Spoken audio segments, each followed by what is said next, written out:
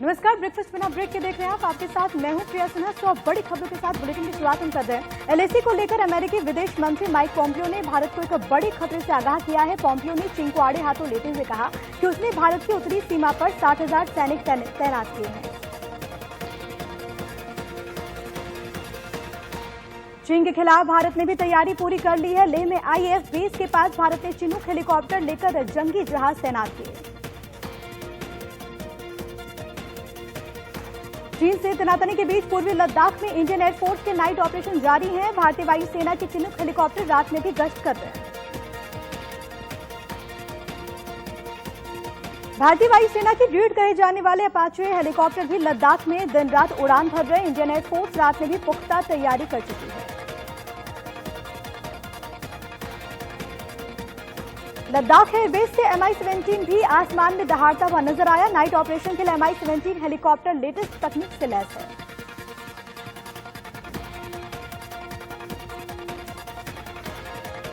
चीन के दो हाथ के लिए ध्रुव हेलीकॉप्टर भी तैयार है। वायुसेना इसका इस्तेमाल नाइट ऑपरेशन के अलावा एयर एम्बुलेंस के रूप में करती है।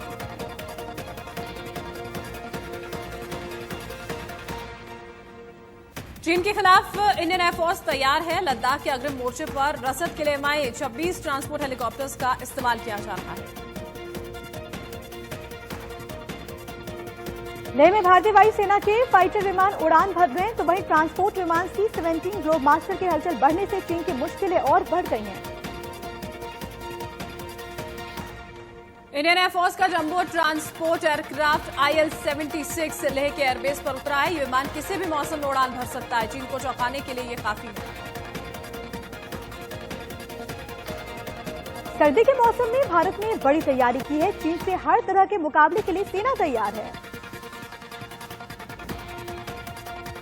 ताइवान के राष्ट्र दिवस के मौके पर भारत में चीनी दूतावास के बाहर पोस्टर लगाए जाने से चीन भड़क उठा है।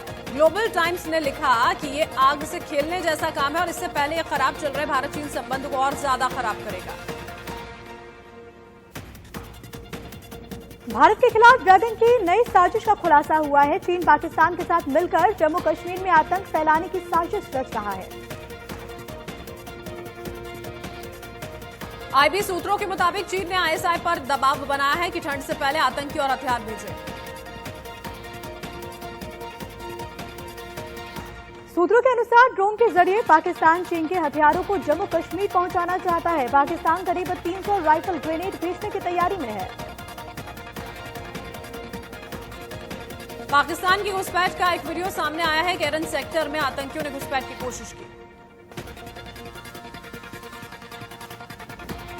एलएसी विवाद पर राहुल गांधी ने मोदी सरकार पर एक बार फिर से हमला बोला है। वीडियो ट्वीट कर साधा निशाना। राहुल गांधी ने लिखा कि हमारे जवानों को नॉन बुलेट प्रूफ ट्रक्स में शहीद होने भेजा जा रहा है। पीएम के लिए 8,400 करोड़ के हवाई जहाज, क्या ये न्याय है? पंच के मेंढर सेक्टर में पाकिस्तान की ओर से गोलीबारी की गई, जिसमें बीएसएफ के 2 जवान घायल हो गए। जम्मू कश्मीर के पुलवामा और कुलगाम में सुरक्षा बलों ने अब तक 4 आतंकियों को मार गिराया है। आतंकियों के पास से भारी मात्रा में हथियार और गोला बारूद बरामद किए गए। एमपी के मुरैना में जवान उपेंद्र सिंह तोमर को श्रद्धांजलि देने के लिए लोगों का हुजूम देखने को मिला। जवान का पूरे सैन्य सम्मान के साथ अंतिम संस्कार किया गया। हाथरस केस की जांच सीबीआई को सौंप दी गई है। अब इस मामले की जांच सीबीआई करेगी। यूपी के सीएम योगी आदित्यनाथ ने मामले की सीबीआई जांच की सिफारिश की थी। हाथरस कांड में जबलपुर कनेक्शन आया सामने। पीड़ित परिवार के साथ फर्जी रिश्तेदार बनकर जबलपुर की एक महिला रह रही थी। महिला का नाम राजकुमारी बंसल। राजकुमारी बंसल कई वक्त से यहां पर पीड़िता के परिवार के साथ भाभी बनकर रह रही थी। जांच में खुलासा हुआ। सूत्रों के अनुसार महिला परिवार को बरगला रही थी। दलित होने के नाते परिवार के लोगों को भरोसे में लेकर रह रही थी। हाथरस मामले में बड़ा खुलासा हुआ है। सूत्रों के मुताबिक पीएफआई की जगह आईएसओ को खड़ा करने की कोशिश अब की जा रही थी। खुफिया जानकारी के मुताबिक आईएसओ के सदस्य किसी से घुलते मिलते नहीं हैं। लो प्रोफाइल के जरिए खुफिया तरीके से काम करना इनका तरीका है। जानकारी के मुताबिक पीएफआई को लेकर कई विवाद सामने आए हैं, जिस वजह से अब आईएसओ को खड़ा करने की कवायद की जा रही है। आईएसओ पीएफआई का स्टूडेंट विंग है। आईएसओ का full form Islamic student organisation है। बिहार चुनाव को लेकर बीजेपी ने कमर कस ली है। पार्टी के राष्ट्रीय अध्यक्ष जेपी नड्डा आज गया में चुनावी रैली को संबोधित करेंगे। बिहार चुनाव को लेकर बीजेपी की केंद्रीय चुनाव समिति की बैठक हुई। बैठक में पीएम मोदी और गृह मंत्री अमित शाह भी मौजूद रहे। बिहार चुनाव को लेकर सीईसी की ये दूसरी बैठक हुई। बिहार चुनाव को लेकर कांग्रेस ने अपने 30 स्टार प्रचारकों की लिस्ट जारी कर दी है। इस लिस्ट में पार्टी अध्यक्ष सोनिया गांधी, राहुल गांधी और शत्रुघ्न सिन्हा शामिल हैं। कोलकाता में कांग्रेस नेता अधीर रंजन चौधरी की अगुवाई में कार्यकर्ताओं ने प्रदर्शन किया और इस दौरान कार्यकर्ताओं ने राज्य सरकार के खिलाफ जमकर नारेबाजी भी की। बिगड़ती कानून व्यवस्था को लेकर कांग्रेस के प्रतिनिधिमंडल ने पश्चिम बंगाल के राज्यपाल से मुलाकात की और राज्यपाल को ज्ञापन दिया। आईपीएल के 25वें मैच में रॉयल चैलेंजर्स बेंगलुरु ने चेन्नई सुपर किंग्स को 37 रन से हरा दिया। 2010 के बाद चेन्नई के खिलाफ आरसीबी के रन के लिहाज से सबसे बड़ी जीत है। दुबई में खेले गए मैच में बेंगलुरु ने टॉस जीतकर बल्लेबाजी करते हुए 170 रनों का टारगेट दिया। इसके जवाब में चेन्नई 8 विकेट गंवाकर 132 रन ही बना सकी। आरसीबी के कप्तान विराट कोहली ने 52 गेंदों में शानदार 90 रन की पारी खेली। कोहली की आईपीएल में ये 38वीं 50 है। इस जीत के साथ बेंगलुरु पॉइंट्स टेबल के टॉप 4 में पहुंच गई है। सीजन में चेन्नई सुपर किंग्स ने 7 में से 5 मैच हारे हैं। टीम ने ओपनिंग मैच जीतने के बाद लगातार 3 मैच हारे। 5वां मुकाबला जीतने के बाद टीम ने फिर से लगातार 2 मैच गंवा लिए। लक्ष्य का पीछा करने उतरी चेन्नई सुपर किंग्स की शुरुआत बेहद खराब रही थी। टीम ने 25 रन पर ही 2 विकेट गंवा दिए थे। चेन्नई के लिए अंबाती रायडू ने सबसे ज्यादा 42 और डेब्यू मैच खेल रहे एन जगदीशन ने 33 रनों की पारी खेली। बेंगलुरु के क्रिस मॉरिस ने 3 और वॉशिंगटन सुंदर ने 2 विकेट लिए, जबकि इस्तु उडाना और युजवेंद्र चहल को 1-1 विकेट मिला। बेंगलुरु ने शुरुआत में 13 रनों पर ही पहला विकेट गंवा दिया था। इसके बाद कप्तान कोहली और देवदत्त पडिक्कल ने दूसरे विकेट के लिए 53 रनों की पारी खेली। कोहली ने 52 बॉल्स पर नाबाद 90 और पडिक्कल ने 34 बॉल पर 33 रन बनाए। आईपीएल के दूसरे मैच में कोलकाता नाइट राइडर्स ने किंग्स 11 पंजाब को 2 रन से हरा दिया। अबुधाबी में कोलकाता ने टॉस जीतकर बल्लेबाजी करते हुए 165 रन का टारगेट दिया। जवाब में पंजाब 5 विकेट पर 162 रन बना पाई। आईपीएल सीजन 13 में आज 2 मुकाबले होंगे। पहला मुकाबला हैदराबाद और राजस्थान के बीच होगा। ये मैच दोपहर 3:30 बजे शुरू होगा। वहीं शाम 7:30 बजे मुंबई और दिल्ली के बीच होगी टक्कर। देश में कोरोना का कहर जारी है। 24 घंटे में 73,000 से ज्यादा नए मामले आए सामने। देश में कोरोना से 24 घंटों में 926 मरीजों की मौत हो गई। मरने वालों की कुल संख्या 1,07,000 के पार पहुंची। देश में कोरोना के अब तक 69,79,423 मामले आए हैं सामने, जबकि 8,83,185 केस एक्टिव। दिल्ली में पिछले 24 घंटों में कोरोना के 2,866 नए मरीज मिले हैं, जबकि 48 मरीजों की मौत हो गई।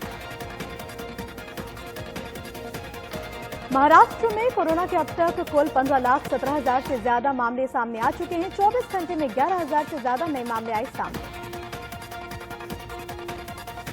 यूपी में बस्ती जिले के कप्तानगंज के सामुदायिक स्वास्थ्य केंद्र में एक बीजेपी नेता पर डॉक्टर के समर्थकों ने हमला कर दिया। बीजेपी नेता एक बच्चे के इलाज से जुड़े विवाद की जानकारी लेने पहुंचे थे जब उनके साथ मारपीट की।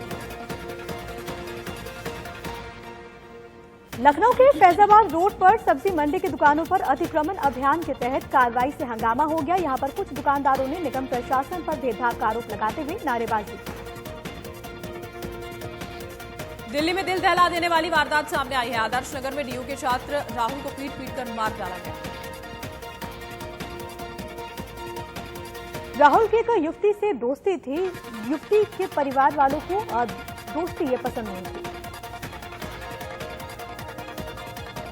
बेटे की मौत पर मां का रो रो कर बुरा हाल है। पुलिस ने इस मामले में 3 नाबालिग समेत 5 आरोपियों को गिरफ्तार किया। राजस्थान के करौली में पीड़ित परिवार का धरना आखिरकार खत्म हो गया है। 10 लाख के मुआवजे की घोषणा के बाद धरना खत्म हुआ। परिवार वाले मांगे पूरी होने पर अंतिम संस्कार करेंगे। 50 लाख के मुआवजे की मांग पर अड़े। परिजनों की मांगों पर चर्चा के लिए 11 सदस्यीय टीम का गठन किया गया। आपको बताएं कि जमीन विवाद में जिंदा जलाकर पुजारी की हत्या की गई।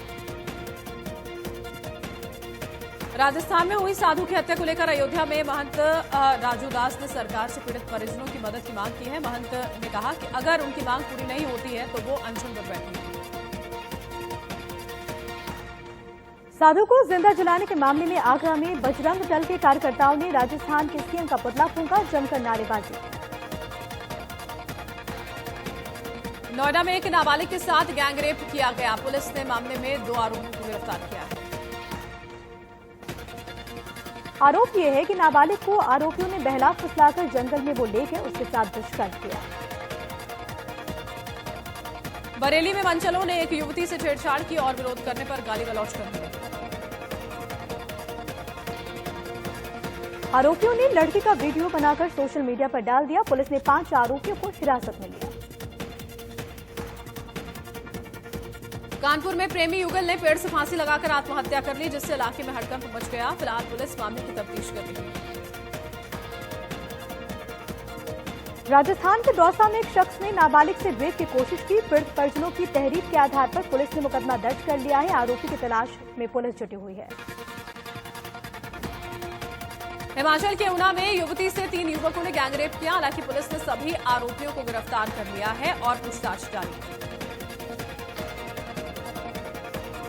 यूपी के कुशीनगर के सेवरही इलाके में सिपाही और युवक की महिलाओं ने पिटाई कर दी। घर की महिलाओं ने सिपाही और युवक पर घर में जबरन घुसकर छेड़खानी का आरोप लगाया। बुलंदशहर में बदमाशों ने दुकान में घुसकर दुकानदार की पिटाई कर दी। पूरा मामला सीसीटीवी में कैद। सीतापुर में स्कूल की फीस जमा नहीं होने पर छात्रों को ऑनलाइन पेपर देने से रोक दिया गया। इसके बाद छात्रों के पिता ने स्कूल के सामने धरना शुरू कर दिया।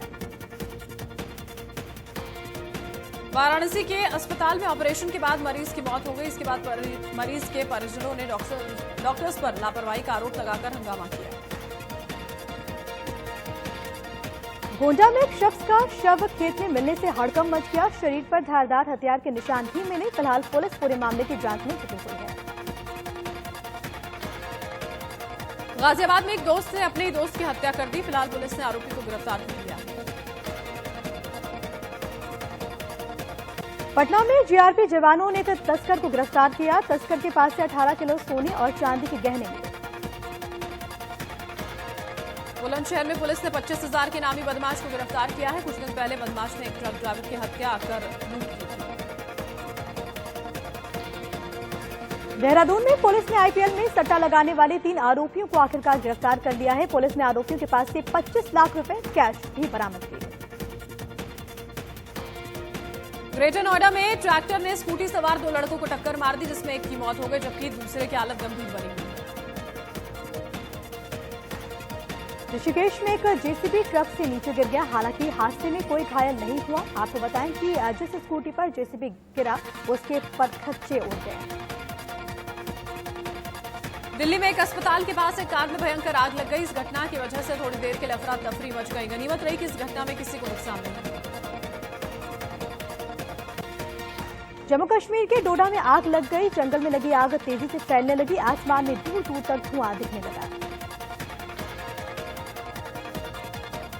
तमिलनाडु की मदुरई में 5 घंटों की बारिश के बाद सड़क पर नदी जैसा नजारा देखने को मिला। कई इलाकों में कमर तक पानी भर गया, जिससे लोगों को काफी परेशानी हुई। हैदराबाद में कैंसर को लेकर जागरूकता बढ़ाने के लिए स्वास्थ्य मंत्री ने एक अभियान की शुरुआत की। इस मौके पर जहां पर एक दौड़ का आयोजन किया गया तो वहीं एक मोबाइल कैंसर स्क्रीनिंग बस को भी हरी झंडी दिखाई गई। सीतापुर में तेंदुए ने एक गाय के बच्चे को अपना शिकार बना लिया, जिससे इलाके में हड़कंप मचा हुआ है। वन विभाग को सूचना देने के बाद अभी तक तेंदुए को नहीं पकड़ा गया है। Oil and natural gas corporation की 2 तेल refinery companies Hindustan petroleum corporation limited और Mangalore refinery and petrochemicals limited का विलय जून 2021 में होने वाला है। 2050 तक भारत जापान को पीछे छोड़कर विश्व की तीसरी सबसे बड़ी इकोनॉमी बन जाएगी। मेडिकल जर्नल लैंसेट ने वर्किंग एज पॉपुलेशन के आधार पर यह रिपोर्ट तैयार की है, जबकि चीन इकोनॉमी जो चीन की है वो अमेरिका से बड़ी हो जाएगी। नई दिल्ली से वैष्णो देवी कटरा के बीच चलाई जाने वाली वंदे भारत एक्सप्रेस 15 अक्टूबर से शुरू हो रही है। नवरात्र को लेकर ये ट्रेन शुरू की जा रही है। कोरोना की वजह से इस बार सितंबर में टू व्हीलर मार्केट डाउन रहा। रजिस्ट्रेशन में पिछले साल के मुकाबले करीब 13% की कमी आई। पश्चिमी फ्रांस में पर्यटक विमान और माइक्रो लाइट एयरक्राफ्ट आपस में टकरा गए। हादसे में 5 लोगों की मौत हो गई। सरकारी अधिकारी के मुताबिक माइक्रोलाइट में 2 लोग सवार थे, जबकि पर्यटक विमान में 3 लोग थे। यह हादसा शनिवार को स्थानीय समय अनुसार दोपहर करीब 4:30 बजे लॉशेज में हुआ। पिछले 15 दिनों तक चली भीषण लड़ाई के बाद नागोर्नो काराबाख इलाके आखिरकार आर्मेनिया और अजरबैजान युद्ध विराम के लिए सहमत हो गए। रूस की मध्यस्थता से मॉस्को में 10 घंटों तक चली वार्ता के बाद दोनों देश युद्ध विराम के लिए सहमत हुए। रूसी विदेश मंत्री सर्गेई लावरोव ने यह घोषणा की। बेलारूस में राष्ट्रपति के खिलाफ पिछले 64 दिनों से विरोध प्रदर्शन चल रहा है। शनिवार को मिन्स्क की सड़कों पर महिलाओं ने मार्च निकाला। राष्ट्रपति के इस्तीफे की मांग की गई। दुनिया भर में कोरोना से अब तक 3 करोड़ 73 लाख से ज्यादा लोग संक्रमित हो चुके हैं। 10,07,000 से ज्यादा लोगों की मौत हो चुकी है। अमेरिका में कोरोना से संक्रमितों का आंकड़ा 79,26,000 के पार जा पहुंचा, जबकि मरने वालों की संख्या 2,19,000 से ज्यादा। कोरोना से ब्राजील में अब तक करीब 1,50,000 से ज्यादा लोगों की मौत हो चुकी है, जबकि 50,73,000 से ज्यादा संक्रमित हैं। रूस में अब तक संक्रमितों की संख्या 12,85,000 के पार जा पहुंची है, जबकि मरने वालों का आंकड़ा 22,000 के पार। मेक्सिको में कोरोना से अब तक 83,000 से ज्यादा लोगों की मौत हो चुकी है, जबकि 8 लाख से ज्यादा लोग संक्रमित हैं। फिल्म यमला पगला दीवाना के सॉन्ग राफ्ता राफ्ता का न्यू वर्जन सोशल मीडिया पर खूब हिट हो रहा है। नचन्नू जी करदा गाने पर लड़कियों का डांस सोशल मीडिया पर खूब वायरल हो रहा है। इससे 2 लाख व्यूज मिल चुके हैं।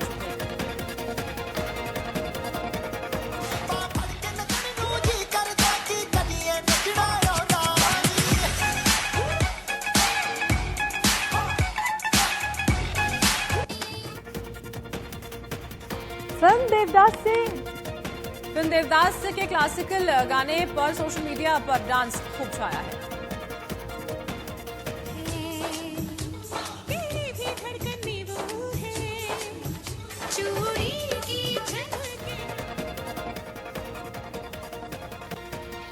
ब्रिटिश सॉन्ग ये जवानी है दीवानी पर ग्रुप डांस सोशल मीडिया पर काफी पॉपुलर हो रहा है। नया अंदाज लोगों को काफी पसंद आ रहा है।